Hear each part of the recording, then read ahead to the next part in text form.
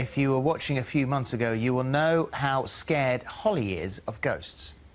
But I don't think you can deny that there is something there. There is a facial feature there. You can see the eyes, you can see the nose, the mouth, and you can see the shoulders and the neckline. Go. You can't do that. I can't sit over here. No, she's gone out. She has actually left us. This is the first time anyone's walked out the studio since I've been here, and it's my co-host. So Holly has decided to sit out this interview. She's in fact left the studio so she can't hear or see anything of what we're about to discuss. So, nearly 35 years ago, a normal family was thrust into the limelight thanks to the weird and very strange goings-on of an alleged ghost or poltergeist causing havoc in their home. The story made news across the country, changing the Hodgsons' lives forever. So, was 284 Green Street in Enfield, North London, the most haunted house in Britain? On the 31st of August 1977, the ghostly goings-on at an ordinary semi-detached council house in Enfield in North London made national headlines. 284 Green Street was home to the Hodgson family, and it's claimed the Enfield Poltergeist. For just over a year, a series of bizarre events took hold in the house, including flying furniture, levitation, and even family members dragged from their beds by some kind of force. He lifted right over the double bed. 11-year-old Janet Hodgson seemed to be the centre of the activity, and eerie photographs appear to show her being flung across her bedroom. But many questioned whether it was all a hoax. Now, over 30 years later, the case continues to intrigue and baffle in equal measure. And Janet joins us now, along with poltergeist expert and investigator Guy Lyon-Playfair and skeptic and author Deborah Hyde. And welcome, everyone. Thank you. Now, I know, Janet, you don't do very many interviews on this subject. You've sort of put that behind you now. So thank you very much indeed for coming today to take part in this and reliving this extraordinary time of your life. So your mum is Peggy, a single mum, and lived at 284 Green Street. This is the late 1970s, and you've got Margaret, who was 12 at the time, and then there was you, 11, and then there was Johnny, who was 10, and Billy, who was 7. So what was the first time something strange happened in this house? Well, me and my brother, we were settling down to bed one evening, and we could hear this shuffling noise, and Mum coming because she could hear us shouting and screaming, and we said that the chest of drawers was moving towards the bedroom door. So she said, oh, don't be silly, but she see it move for herself, and then at one point she couldn't push it back, and then she got quite upset and said, right, everyone downstairs. Well, you went to get a neighbour, didn't you? That's right, yes. Vic Nottingham was the neighbour who was a builder. That's right. And he came in, and it scared him so much that he scarpered. Mm-hmm. And then you called in the police, and we've got WPC Caroline Heaps saw a chair move. She said at the time a large armchair moved unassisted 4 feet across the floor. This is the police. Eventually the officers left, telling you that the incidents were not a police matter and you couldn't find anyone breaking the law. What they were doing, it was these events, whatever they were frightening you terribly, because they progressed and got worse and worse. So what else happened? What else do you remember of that time? Furniture turning over, cups filled with water, fires igniting on oven gloves, and matches where part of the box or the oven glove would burn but it would go out. Voices, levitation, and at one point, the most frightening thing was when a curtain wrapped itself around my neck next to my bed. So it felt, for you, as an 11-year-old, this felt malevolent. It felt very unfriendly. It did, yeah. I mean, there was times when it was fascinating to see, but when it was happening to you, like the levitation, the voices... Well, we've got a picture of here of taken by a newspaper photographer, and this is of you sort of flying through the air. And at the time, people were saying, "Well, you've just jumped off the bed," but you say that's not the case. You didn't just jump off the bed. No. What happened? What were the circumstances surrounding that photo? Well, I was in bed, and it was like I felt cold hands, and there was like a force that sort of pulled me out of bed. And sometimes I'd be pulled to my bedroom door, sometimes I'd be pulled up into the air. How come the newspaper journalist was taking a picture of you whilst you were in your bed? Did you just fly? He happened to be there at the time. No, he didn't. He wasn't there at the time. No, it was the camera was on continuous drive. I see. So it was recording all the time. Yes. And that was. I see. Yeah.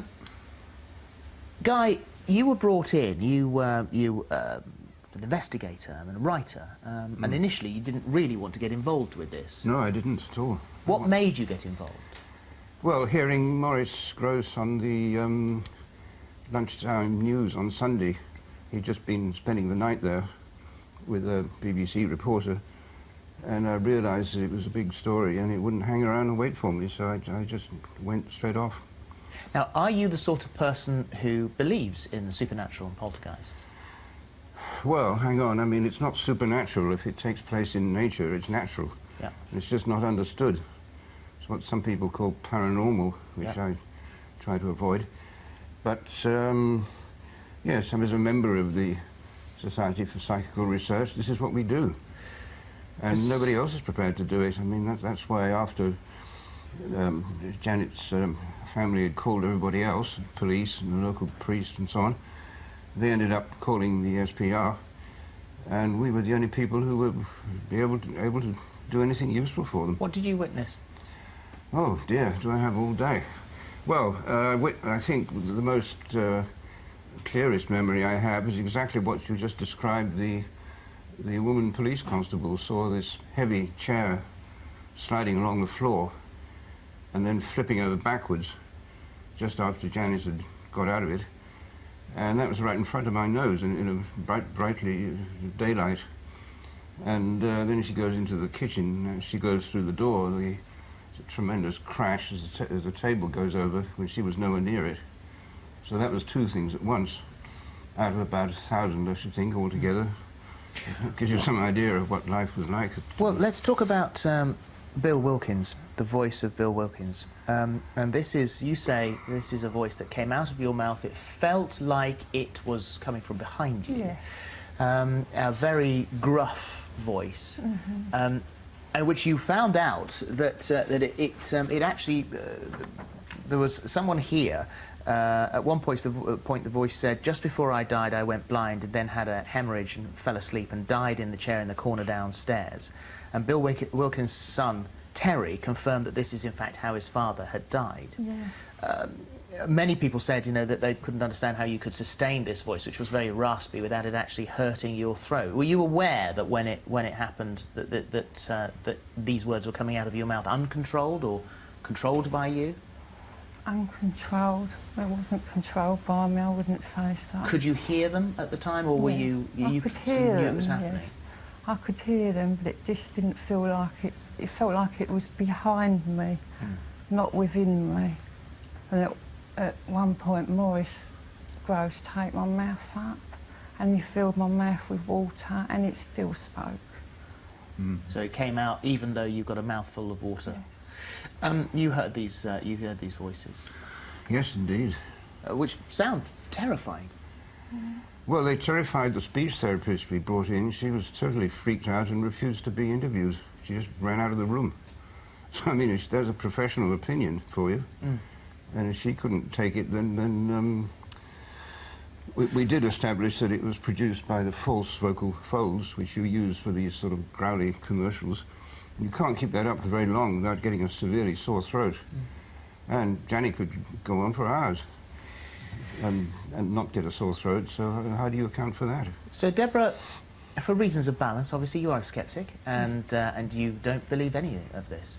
No, I'm afraid I don't really, on balance. I think historically there have been enough clear hoaxes, the Fox sisters in Hydesville in 1848 and the Amityville Horror.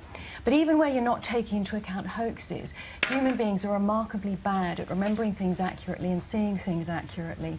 We see things that aren't there, we don't see things that are there, and we misinterpret things that are there, especially if we're distressed or there's ambiguous information.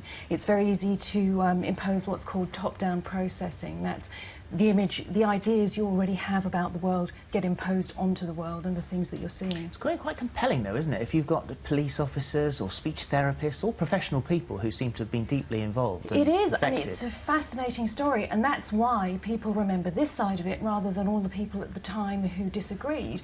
The journalist at the time, Doug Benz, and the photographer, Graham Morris, had their issues with it. Mary Rose Barrington from the SPR had their issues with it. There was a subsequent study by the SPR that concluded that the girls were faking it. So no, I think that we... That's wrong. That did not conclude that.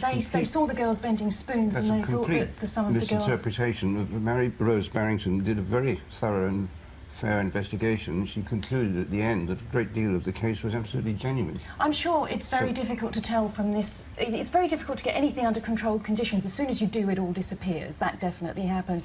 But looking back on it in history now, it's very difficult to say this happened, that happened exactly. What we do know is this stuff isn't replicable under controlled conditions for the most part, that people in the SPR had issues, that other people had issues, but that we remember this story because it's the best one. Well, hang on. I mean, my tape recorder was on practically all the time, and you can't accuse tape recorders of having a false memory, or are you suggesting all the tapes have been faked? No, not at all. I do know... now, who was it that said that the girls were being caught tampering with the tape recorder and damaging it? Was it... No, they did. Came in later? No, that's completely wrong. I mean, that was a separate incident where we were trying to record with a videotape to try and get some action in the bedroom. I think the thing is, though, that I feel sorry for the girls, really, because I think they must have been under a tremendous amount of pressure after a while to come up with something, you know, come up with something. I don't think so. You wasn't there, love. You don't know. You don't know what I went through or how I feel today. No, I'm sure I don't know how you feel today. It will always be with me, in here. Yeah, I'm sure it will. I just know that human beings do misinterpret things all the time. Well, you have to see these things to believe them, you know, and we were there and you weren't. That's what it amounts to. And if you think I could have been deceived by this clever little girl for 14 months... Arthur Conan Doyle was deceived by the girls who brought up the Cottingley fairies. Well, yes, but there were so many witnesses to this case as well as... And there were witnesses who didn't agree with this side of the story as well. Well, we'll have to leave it there, and it is a fascinating discussion, and I thank you all very much indeed for taking part. After your mum died, Claire Bennett and her 4 sons moved into the house. She reportedly said, "I didn't see anything, but I felt uncomfortable. There was definitely some kind of presence in the house. I always felt like somebody was looking at me." She then found out about the house's history and said suddenly it all makes sense. They moved out after just 2 months. The house is currently occupied by another family who did not wish to be identified. Thank you very much indeed. It is a compelling story, whatever anyone believes, and thank you very much indeed for coming in. Thank you. Thank you. John Barrowman's here right after the break with Holly.